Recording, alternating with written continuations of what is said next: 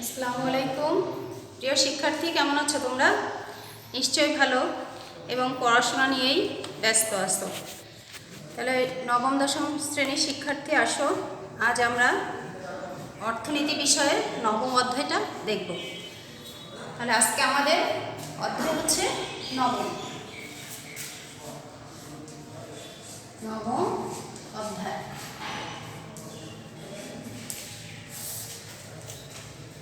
শিক্ষার্থী, আমরা তো জেনেছি যে বাড়ি ঘর, গাড়ি বাড়ি, স্বর্ণালঙ্কার এগুলো আমাদের সম্পদ হিসাবে পরিচিত, তাই তো? এগুলোকে আমরা সম্পদ হিসাবে জানি, এগুলো হচ্ছে আমাদের বস্তুগত সম্পদ। এছাড়াও তোমরা কি জানো যে মানুষও কিন্তু এক ধরনের সম্পদ, অর্থনীতিতে সম্পদ হিসাবে ধরা হয়। শিক্ষার্থী, তোমরা তোমাদের বইয়ে 120 পৃষ্ঠাটা বের করো। ওখানে দেখো যে আছে মানব সম্পদ। আমাদের পাঠের বিষয় হচ্ছে আজকে মানব সম্পদ। মানব সম্পদ সম্পর্কে আজ আমরা জানব। মানব সম্পদ, মানব সম্পদ। আর তোমাদের অধ্যায়ের নাম হচ্ছে নবম অধ্যায়, আর আজকে পাঠের বিষয় হচ্ছে তোমার মানব সম্পদ। তাহলে চলো শিক্ষার্থী দেখি যে মানব সম্পদটা বলতে আমরা কি বুঝি। যখন একজন মানুষ তার শিক্ষা এবং দক্ষতার ভিত্তিতে শ্রমশক্তিতে তোমার অবদান রাখতে পারবে, তখনই সে কি হিসাবে পরিচিত হবে? মানব সম্পদ হয়ে গড়ে উঠবে। তাহলে দেখো যে মানব সম্পদের সংজ্ঞাটা সম্পর্কে আমরা একটু ভালোভাবে জানি যে জনসংখ্যার যে অংশ, জনসংখ্যার যে অংশ শিক্ষা ও দক্ষতার ভিত্তিতে, শিক্ষা ও দক্ষতার ভিত্তিতে, দক্ষতার ভিত্তিতে শ্রমশক্তিতে পরিণত হয়, শ্রম শক্তিতে পরিণত হয় তাকে কি বলা হয়? তাকে মানব সম্পদ বলা হয়, মানব সম্পদ। তাহলে আমরা বুঝলাম যে মানুষকে আমরা সম্পদ হিসাবে ধরে থাকি, কিন্তু কখন? সেটা তোমার যখন শিক্ষা ও দক্ষতার ভিত্তিতে তোমার শ্রমশক্তিতে অবদান রাখতে পারবে, তখনই সে মানব সম্পদ হিসাবে পরিণত হবে। কিন্তু আমরা তো জানতাম যে গাড়ি বাড়ি এগুলোও সম্পদ, কিন্তু মানুষও যে সম্পদ আজ আমরা জানি। সেটা তোমার যখন শিক্ষা ও দক্ষতার ভিত্তিতে তোমার পরিণত হয়ে উঠবে, শ্রমশক্তিতে অবদান রাখতে পারবে, অর্থনীতির জাতীয় উৎপাদনে তোমার অংশগ্রহণ করতে পারবে, তখনই সে সম্পদ হিসেবে গড়ে উঠবে। তাহলে চলো দেখি যে জনসংখ্যার যে অংশ শিক্ষা ও দক্ষতার ভিত্তিতে শ্রমশক্তিতে পরিণত হয়, তখন তাকে আমরা মানব সম্পদ হিসাবে ধরে থাকি। তাহলে আমরা দেখলাম যে মানব সম্পদ আর কি, আরেকটা কি দেখলাম? মানব সম্পদ আর বস্তুগত সম্পদ। বস্তুগতটা হবে সম্পদ হিসাবে ধরা হয়, আর তোমার মানুষকেও মানব সম্পদ হিসাবে ধরা হয়। তাহলে সম্পদকে আমরা দুই রূপে দেখলাম, তাই তো শিক্ষার্থী? মানব সম্পদ। তাহলে বস্তুগতটাও হচ্ছে তোমার সম্পদ, যখন স্বর্ণালঙ্কার, গাড়ি বাড়ি, জায়গা জমি, টাকা পয়সা এগুলো তোমার হবে বস্তুগত সম্পদ।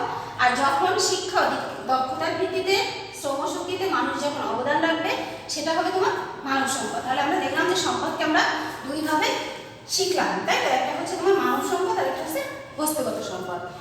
এরপরে আসো শিক্ষার্থী যে দেখি যে তোমরা নিশ্চয়ই তোমাদের বই 120 পৃষ্ঠাটা খুলেছো। ওখানে দেখো যে এই যে মানবকে যে সম্পদে পরিণত করতে হবে, এই পরিণত করার পিছনে কিন্তু কয়েকটা পদ্ধতি আছে। এই পদ্ধতিগুলো সম্পর্কে আজ আমরা দেখব। তাহলে মানব সম্পদের উন্নয়নের পদ্ধতি তোমরা 909.7.2 পাঠটা দেখো। মানব সম্পদ উন্নয়নের পদ্ধতি, মানব সম্পদ উন্নয়নের পদ্ধতি, উন্নয়নের পদ্ধতি। এ সম্পর্কে এখন আমরা জানব যে কিভাবে মানব সম্পদকে উন্নয়ন করতে হলে যে পদ্ধতি দরকার হয় সেই পদ্ধতিগুলো সম্পর্কে এখন আমরা জানব। তাহলে দেখো যে প্রথম যে পদ্ধতিটা, সেই পদ্ধতিটা কি সেটা আসলে দেখি আমরা। প্রথম পদ্ধতিটা হচ্ছে তোমার শিক্ষা, তাই তো? প্রথম পদ্ধতি হচ্ছে তোমার শিক্ষা। শিক্ষার মাধ্যমেও কিন্তু মানুষকে কি করা যায়? সম্পদ হিসাবে গড়ে তোলা যায় শিক্ষা, তাই তো শিক্ষার্থী? তাহলে দেখো যে শিক্ষা কি, তোমরা তো জানো যে শিক্ষা মানুষের জন্মগত অধিকার। মানুষের যে 5টি মৌলিক চাহিদা আছে তার মধ্যে শিক্ষা কিন্তু অন্যতম। তাহলে দেখো যে এই জনসংখ্যাকে তোমার কর্মক্ষম এবং দক্ষ জনশক্তিতে তোমার যদি রূপান্তর করতে হয় তাহলে কি করতে হবে? শিক্ষা অবশ্যই দরকার। এজন্য মানব সম্পদ উন্নয়নের পদ্ধতি হিসাবে শিক্ষাকে ধরা হয়েছে। তারপর দেখো যে কি করতে হবে, তোমার এই শিক্ষা কিন্তু ব্যক্তিগত জীবন এবং জাতীয় জীবনেও অপরিহার্য। কোথায় কোথায় অপরিহার্য? ব্যক্তিগত এবং জাতীয় উন্নয়ন, ব্যক্তিগত উন্নয়নে আর তোমার জাতীয় উন্নয়নে কি করে? শিক্ষা গুরুত্বপূর্ণ ভূমিকা পালন করে জাতীয় উন্নয়নে। কারণ তোমার যদি শিক্ষা না থাকে তাহলে তুমি কি করতে পারবে না? তোমার ব্যক্তিগত জীবনকে উন্নত করতে পারবে না, পাশাপাশি যে জাতীয় উন্নয়ন, জাতীয় যে উৎপাদন, সেখানেও তুমি কোনো অবদান রাখতে পারবে না। এই জন্য শিক্ষাকে অপরিহার্য হিসাবে ধরা হয়। তাহলে দেখো ব্যক্তিগত উন্নয়ন আর জাতীয় উন্নয়ন। তাহলে জাতীয় তাহলে আমরা এই যে আমাদের যে উন্নতি করবো কিসের মাধ্যমে? এটা আমরা শিক্ষার মাধ্যমে উন্নত করবো। কোথায় কোথায়? ব্যক্তিগত জীবনে এবং জাতীয় জীবনে। তারপরে আসো যে দেখো শিক্ষার্থী যে আর এই শিক্ষাটা তোমার কি ধরনের শিক্ষা হতে পারে? তোমার কর্মমুখী শিক্ষা। কর্মমুখী মানে কি? হাতে কলমে কাজের মাধ্যমে যে শিক্ষাটা গ্রহণ করা হয় সেটাই হচ্ছে তোমার কর্মমুখী শিক্ষা। এটার মাধ্যমেও, কর্মমুখী শিক্ষার মাধ্যমেও আমরা কিন্তু মানব সম্পদ হিসাবে, মানুষকে সম্পদ হিসাবে গড়ে তুলতে পারি। তারপরে আমাদের দেশের মতো উন্নয়নশীল দেশে পেশাগত বা শিক্ষা বা কারিগরি শিক্ষার ব্যবস্থা কিন্তু প্রয়োজনের তুলনায় অনেক কম। যদি এই কারিগরি শিক্ষাটা আরও উন্নত হতো তাহলে আমরা এই কারিগরি শিক্ষার মাধ্যমে আমাদের মানব সম্পদটাকে আরও উন্নত করতে পারতাম। এজন্য কি করতে হবে? যে কারিগরি শিক্ষা প্রতিষ্ঠান স্থাপন করতে হবে, সাথে সাথে এই কারিগরি শিক্ষার যে মান উন্নয়ন সেটাও ঘটাতে হবে। এর মাধ্যমে আমরা কি করতে পারবো? মানব সম্পদ উন্নয়নটাকে ত্বরান্বিত করতে পারবো। তাহলে মানব সম্পদ উন্নয়নের পদ্ধতির মধ্যে আমাদের প্রথম যে পদ্ধতিটা আছে সেটা হচ্ছে তোমার শিক্ষা। এই শিক্ষার মাধ্যমে আমরা মানব সম্পদ উন্নয়ন করতে পারবো। আসো শিক্ষার্থী, তারপরে দেখি যে দ্বিতীয় যে পয়েন্টটা আছে সেটা হচ্ছে তোমার প্রশিক্ষণ। প্রশিক্ষণ, তাই তো শিক্ষার্থী? এবার দেখো যে প্রশিক্ষণ কি? তোমার শিক্ষা তো লাগবেই, তাই তো? তারপরে তোমার কিন্তু প্রশিক্ষণও লাগবে। এই প্রশিক্ষণের ফলে কি হবে? জনগণ তাদের যে অধিক জনবল সেটাকে কাজে লাগাতে পারবে। কোথায় কাজে লাগাতে পারবে? উৎপাদন ক্ষেত্রে। এই উৎপাদন ক্ষেত্রে যখনই তোমার প্রশিক্ষণ থাকবে, ধরো যে একটা জমি কিভাবে চাষ করতে হবে, কখন চাষ করতে হবে, কখন পানি দিতে হবে, কখন সার দিতে হবে, কি পরিমাণ সার দিতে হবে, এই বিষয়ে যে জ্ঞান, এই বিষয়ে যদি আমরা প্রশিক্ষণ নিয়ে থাকি তাহলে নিশ্চয়ই আমরা ভালো ফসল আশা করতে পারি, তাই তো শিক্ষার্থী? এজন্য আমাদের প্রশিক্ষণটা অবশ্যই দরকার। আর এই প্রশিক্ষণের ফলে কী হবে? মানব সম্পদের উন্নয়নও সম্ভব হবে।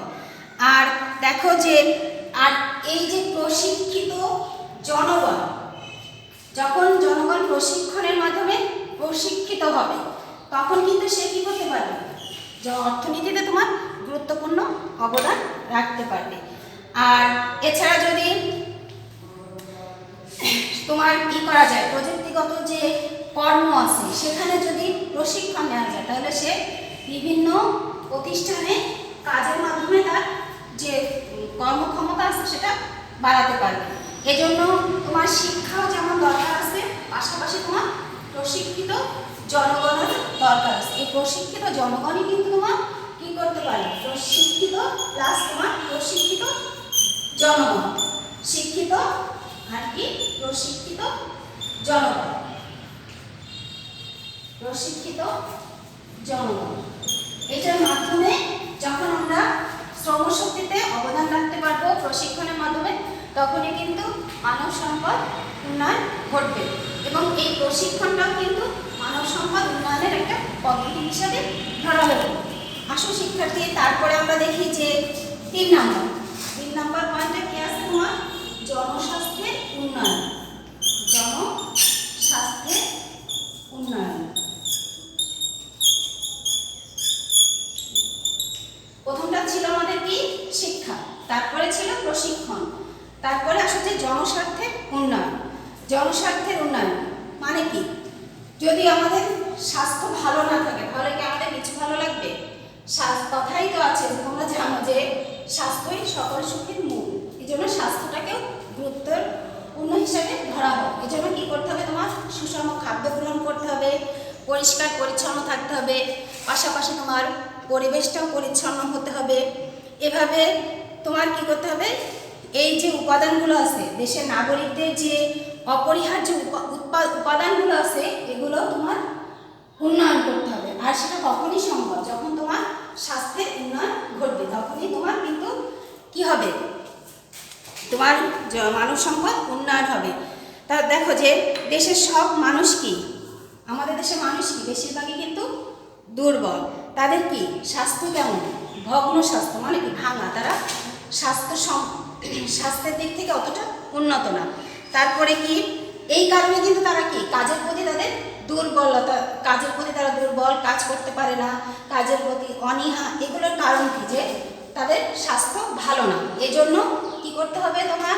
তারপরে এই স্বাস্থ্য ভালো না বিধায় কিন্তু তারা কি কাজের বিমুখ, কাজ করতে চায় না, কারণ তাদের কাজের কোনো কাজ করতে তারা পায় না, উৎসাহ পায় না। এজন্য তোমার কি করতে হবে? যে কোনো তাদেরকে ভালো স্বাস্থ্যের অধিকারী করতে গেলে তাদেরকে সুষম খাদ্য দিতে হবে।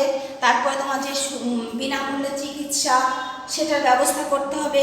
এইসব যে সুযোগ সুবিধাগুলো আছে সেগুলোর মাধ্যমে তারা কি করতে পারবে? মানব সম্পদ উন্নয়নে অনেকটা এগিয়ে আসতে পারবে। তাই তো শিক্ষার্থী, এরপরে আসো যে আমরা দেখলাম যে মানব সম্পদ উন্নয়নের মধ্যে কিন্তু জনস্বাস্থ্যটাও একটা ব্যাপার। এরপরে আসো 4 নম্বরটা আমরা দেখি যে খাদ্য ও পুষ্টি। খাদ্য ও পুষ্টি। খাদ্য পুষ্টিকেও মানব সম্পদ উন্নয়নের পদ্ধতি হিসেবে ধরা হয়। খাদ্য পুষ্টি তোমার কি করতে হবে? যে দেখো যে সুষম, আমি তো আগে বলেছি যে স্বাস্থ্যের জন্য সুষম খাদ্য, পরিবেশ পরিষ্কার পরিচ্ছন্ন রাখতে হবে। তা এজন্য তোমার কি করতে হবে? যে পুষ্টি এবং খাদ্য সম্পর্কে তাদের যে জ্ঞান, এই জ্ঞানটা প্রদান করতে হবে এবং এই জ্ঞান সম্পর্কে তাদের মানে সচেতন করে তুলতে হবে। আর এই উদ্দেশ্যে যে দেশের সরকার, রাজনৈতিক, ব্যক্তিগত, তারপরে তোমার ডাক্তার, বিজ্ঞানী, কৃষক, শ্রমিক সহ সব যে জনসংখ্যা আছে, যে জনবলগুলো আছে, তাদেরকে সচেতন করে তুলতে হবে। তাহলে তোমার কি করতে হবে? যে তোমার সরকার, রাজনৈতিক দল, তারপরে তোমার ব্যক্তিগত ডাক্তার, তারপরে তোমার বিজ্ঞানী, কৃষক, এদের সবাইকে তোমার এই খাদ্য পুষ্টি সম্পর্কে সচেতন করে তুলতে হবে। তারপরে আসো দেখি যে পরেরটা কি আছে। এটা কি বোর্ডের উপরে খেয়াল করো তোমরা। 5 নম্বরটা দেখো কি আছে। 5 নম্বরে আছে যে উপযুক্ত বাসস্থান। উপযুক্ত বাসস্থান। বাসস্থান। শিক্ষার্থী, আমি তোমাদেরকে আগেই বলেছি যে মানুষের যে মৌলিক অধিকার আছে তার মধ্যে কিন্তু শিক্ষা, চিকিৎসা, বাসস্থান এগুলো আছে। এজন্য তোমার মৌলিক যে অধিকার তার মধ্যে কিন্তু বাসস্থান একটা বিষয়। এজন্য আসলে বাসস্থানের মধ্যে তোমার কি পরিকল্পিত উপায়ে তোমার সরকারি ও বেসরকারি খাতে বাসস্থানের সুযোগ সুবিধা করার মাধ্যমে কিন্তু তোমার মানব সম্পদ উন্নয়ন করা যায়। এজন্য বাসস্থানটার উপরেও জোর দিতে হবে যে আলো বাতাস পায়, তারপরে পরিবেশটা ভালো, এইসব জায়গায় তোমার বাসস্থান তৈরি করে সেখানে থাকার ব্যবস্থা করলে কি হবে? তোমার স্বাস্থ্যও ভালো থাকবে, মনও ভালো থাকবে। এজন্য মানব সম্পদ উন্নয়নের পদ্ধতির মধ্যে উপযুক্ত বাসস্থান একটা বিষয়। তারপরে আসো যে 6 নম্বর। 6 নম্বর নারী সমাজকে মানব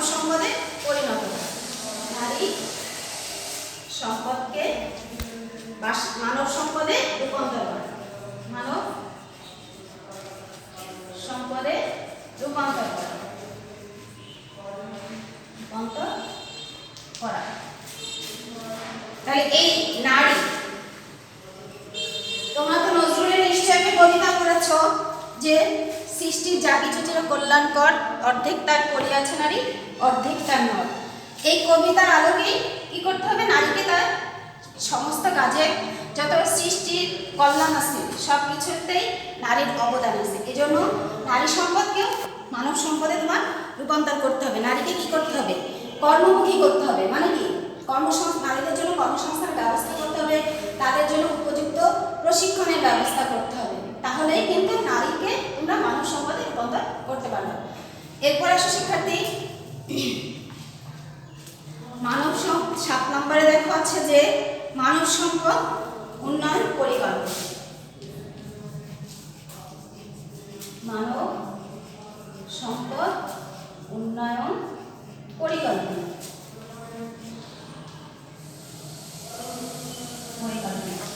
আমরা শিক্ষার্থী, আমরা যত কথাই বলি না কেন, যতই পদ্ধতি আমরা দেখাই না কেন, আমাদের কিন্তু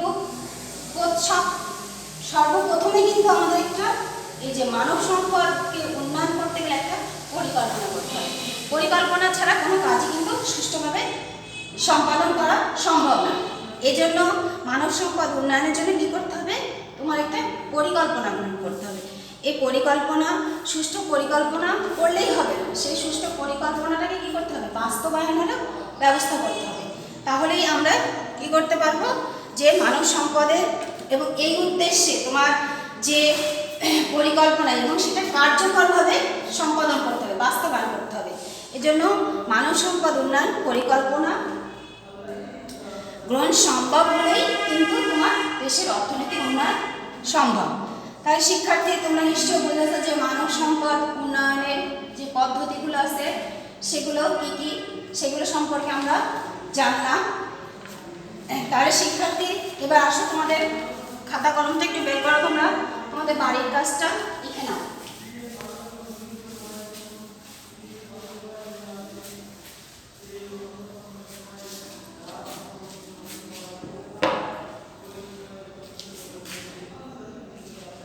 বাড়ির কাজ,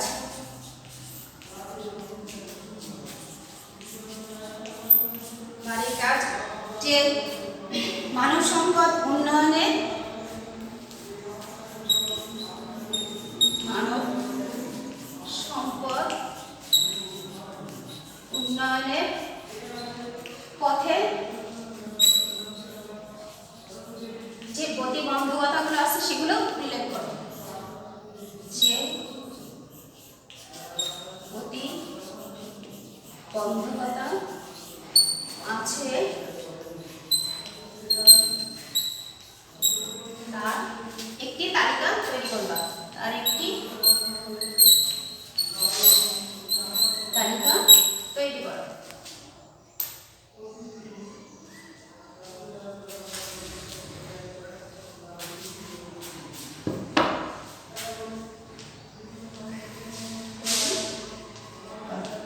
শিক্ষার্থী, আমরা যে বিষয়টা পড়লাম সেটা অবশ্যই বাসায় দেখবা, পাশাপাশি যে বাড়ির কাজটা দিলাম সেটাও তোমরা বাসায় করার চেষ্টা করবা। আগামীতে অন্য ক্লাস নিয়ে তোমাদের সামনে হাজির হব সেই প্রত্যাশায় সবাই ভালো থাকো। আল্লাহ হাফেজ।